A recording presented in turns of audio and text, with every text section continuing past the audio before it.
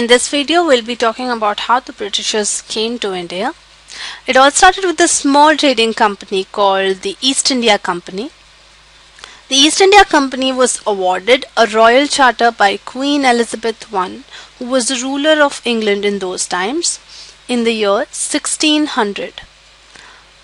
This royal charter made East India Company the only company which could trade with India, so it rendered it a monopoly.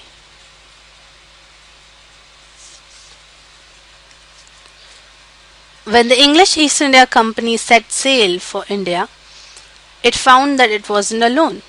The Portuguese had already come to India. Vasco da Gama from Portugal had actually established a sea route from Lisbon to India in the year 1498.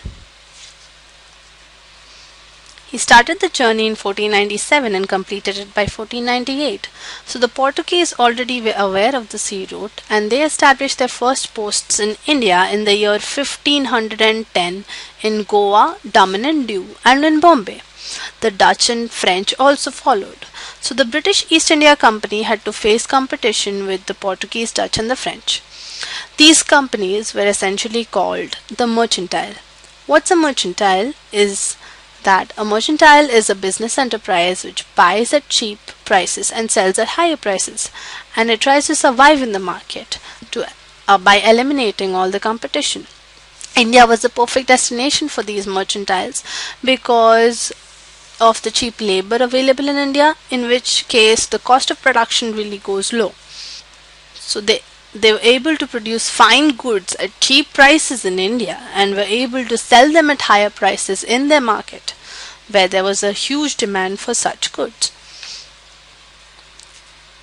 India was very rich in cotton, silk and spices, which were the primary elements of trade in those times. All those European companies fought fierce battles among themselves. They sank each other's ships, they blockaded routes, they even built forts to safeguard themselves from each other's attacks. So later on, Aurangzeb also died. Aurangzeb was the last well-known powerful Mughal ruler, and he died in the year 1707, and a lot of regional kingdoms started coming up.